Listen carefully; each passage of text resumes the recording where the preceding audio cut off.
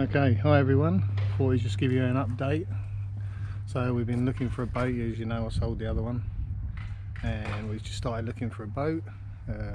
Not a lot on the market. We went around a few places, looked on boats online, and all the decent boats literally are getting bought without people even doing a sea trial. There's so much demand for new boats, probably because of COVID. Anyway, with a bit of luck, I won't go through the whole story, but this is the boat I was going to buy new, and it just turned out that when we went to the shop, there was a bloke that was getting his boat in for a service, which is exactly the same boat that I want. So anyway, long story short, we bought it, and I picked it up last Friday, and here it is. So it's a Reflex Chianti 585. It's actually 6.2 meters long, but because it's made in New Zealand, the way they register stuff, if you say the boats are smaller or you measure it from a different points, you can get under the 6 meter rule, I think, and the registration's cheaper. That's why they do it. So although it says 585, it's actually 6.2 meters long. And on the back, I've got a Mercury 4-stroke, 115 horsepower command thrust. So the command thrust basically means that on there it's got a 150 horsepower gearbox, bigger prop, so you've got more power in the gearbox, gets it up on the plane quicker. It's just an adaptation to the basic 115 engine, a mod if you like. So yeah, that's the engine, sitting on a Dumbia trailer, Dumbia galvanised trailer in awesome condition. Like I say, it's not that old at all. I've got an electric anchor winch at the front, Lone Star anchor winch. So we'll jump up on the top and I'll give you a look around.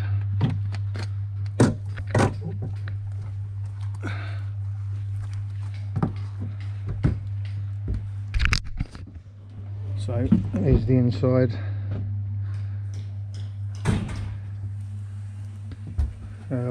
We'll go through the dashboard first. So got a Fusion stereo, Bluetooth, speakers are on the sides there, puts out a good sound. I've already tried it out and paired my phone with it and everything. I've got a Simrad Go 7 XSR sounder, chart plotter, down scan, side scan, 7-inch sounder there, which is a brilliant bit of kit. Touchscreen. We've got the engine management controls up there, tells you your fuel consumption, pretty much technical stuff to do with the engine.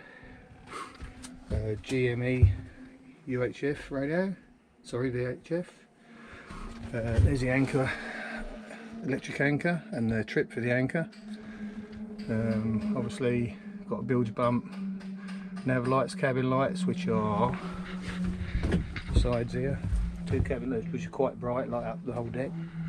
I've took all the carpets out at the minute because going fishing I don't want to get the carpets covered in crap. So it's high sides, so unlike the Quintrex where it was really low, here you can stand up comfortably and fish without the fear of falling over. Bait board. These are what they call a Portofino deck, so you've got these 2 scoops inside which make the hole wider, but obviously the engine can stay closer to the main hull. Under here I've got dual batteries, so there's one there, one here, obviously an automatic bilge pump inside,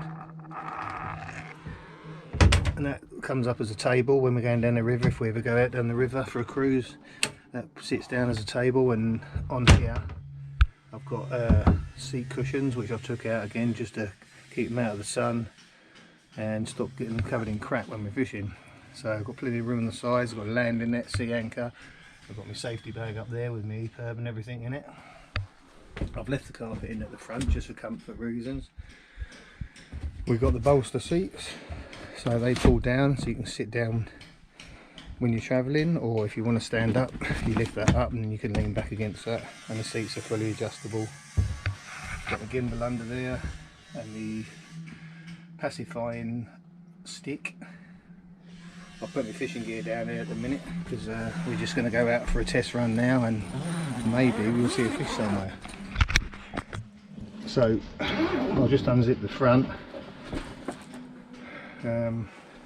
just have a show you around the front, the cab. So yeah, we've got cushions throughout here, storage both sides. Got my fenders there, life jackets. We've got a hatch at the front with smoked perspex, so we can get up towards the anchor if we need to. Get access to the front of the boat, and there's all storage underneath here. There's all storage in both sides,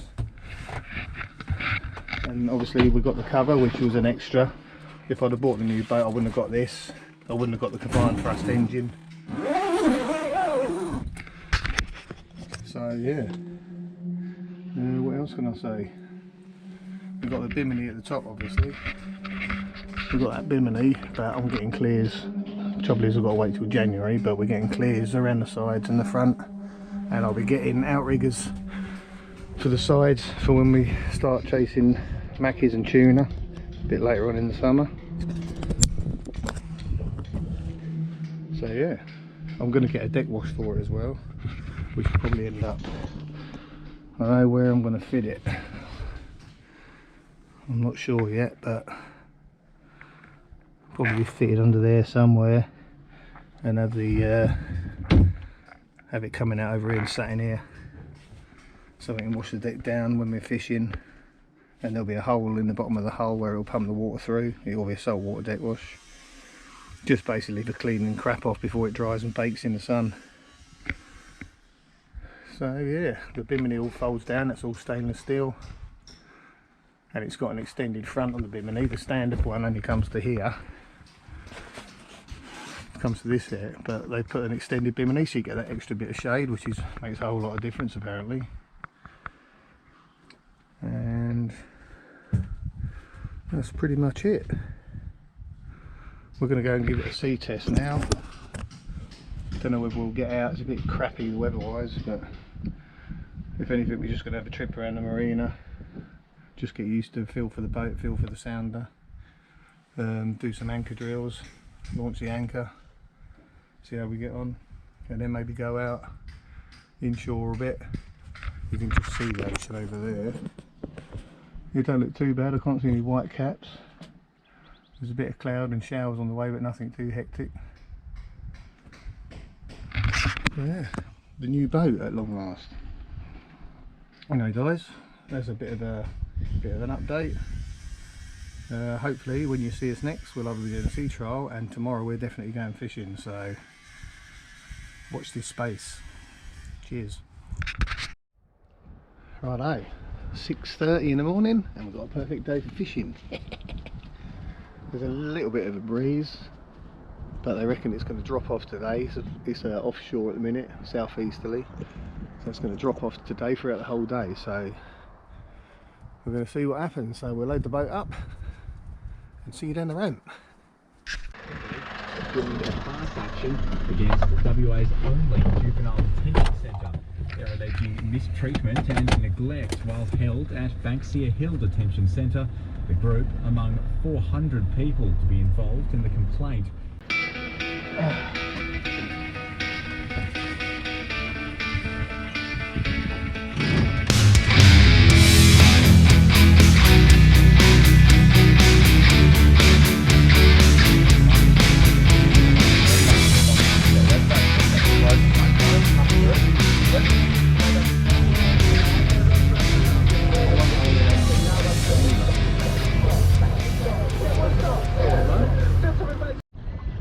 Well, it was a bit of a windy start this morning when we come out here. It didn't say what the weather forecast said and what it was, two different things. I reckon it was a 1 metre swell, and it was more than 1 metre, that's for sure. And it's a southeasterly, it's a bit windier than they said, but it's just starting to slow down a bit now. We've just been using Vex bottom meets, just drifting. In a minute we're just over the other side of the second bank, drifting in about 24 metres, and we've got the sea anchor out there. and I've just got my rod in the rest of the minute. Steve's putting a new rig on, and then we're just going to drift down the back of the second bank until this wind, if this wind drops off a little bit more, we're going to head out a bit further. So we'll see what happens. There's a few birds kicking about, diving for fish, so there's probably some bait fish about, so there could be tuna about, but we didn't bring the trolling rod, so we're not going to bother. But the boat's done alright, punches through the waves alright. Mind you, it was a bit bumpy this morning, I must admit.